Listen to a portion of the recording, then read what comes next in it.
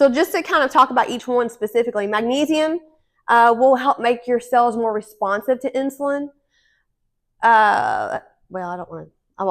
Some of these are a little bit redundant, so I apologize, but I didn't realize that when I was making it. Chromium, again, kind of enhances the insulin's ability to move glucose from the bloodstream into the cells. Zinc, important for insulin production and secretion. Helps protect insulin-producing cells from oxidative damage. Okay, we talked about stress. Chronic stress leads to oxidative stress. Oxidative stress is where we see hardening of the arteries or changes in our skin. Or, things are going on the inside that we don't see. Cardiovascular disease. That's oxidative stress. As a result from oxidative stress. I want to talk about this for just a second too. Statue of Liberty. She's green now because of oxidation. When she first came over, what was she? Copper? I think she was copper. She was copper when she came over. But because of being out in the elements, it caused stress on that metal and changed colors. That same process is actually happening on the inside of our bodies. We're not turning green, but we're experiencing some plaques and things. Vitamin D also supports insulin sensitivity. I can say this deficiency is often seen in people with metabolic syndrome and diabetes. Vitamin D, the normal range is anything above 30. I'm going to go ahead and say the normal range for a vitamin D level needs to be between 50 and 70.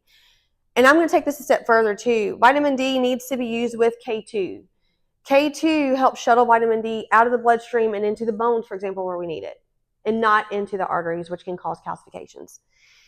B vitamins, especially B1, B6, and B12. This is a B12 complex, or a B complex, I'm sorry. And I won't go into, I think I pretty much said all that stuff.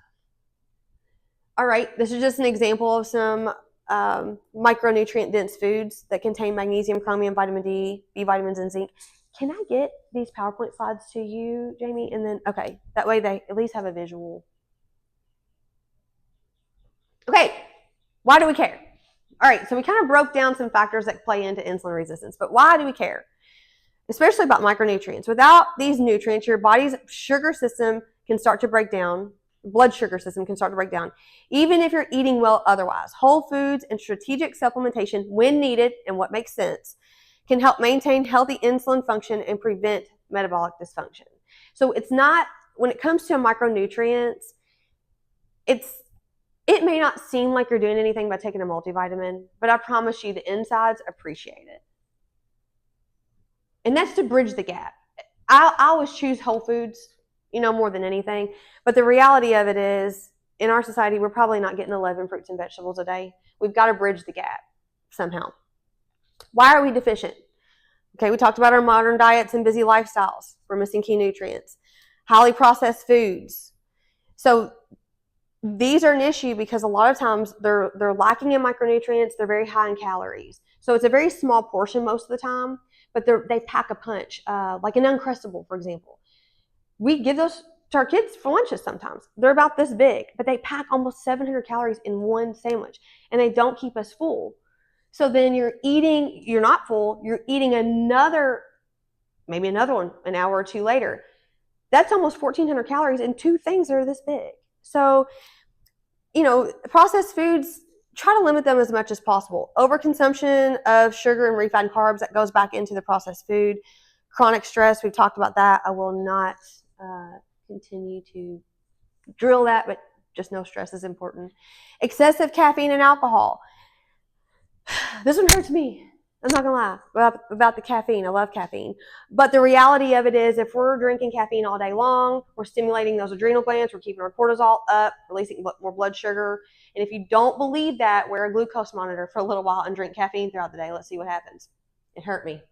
So caffeine will raise blood sugar. Alcohol. When your body is trying to metabolize alcohol, it's not going to metabolize out the sugar like we need it to. It's actually going to stop your metabolic processes.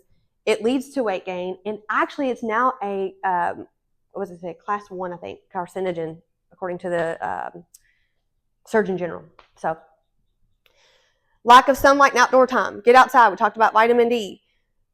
Get in the sunlight. Restrictive or imbalanced diets. I am not a fan of low carb diets. I know we're talking about insulin resistance. I'm not a fan of them. I am a fan of moderate carbohydrate diets that contain a lot of fiber. Fiber helps control the blood sugar. You have to have fiber to poop too. So if you're not eating carbohydrates, you're probably not getting that important. I'm going to call fiber a macronutrient, even though it's not. Fiber should be. So fiber, these fad diets really unintentionally leave out key food groups rich in zinc, B vitamins, or magnesium.